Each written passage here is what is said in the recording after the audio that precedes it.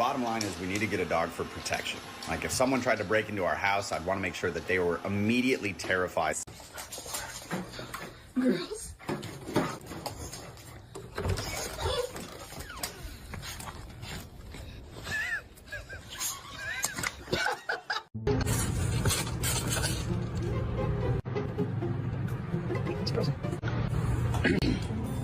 Bing.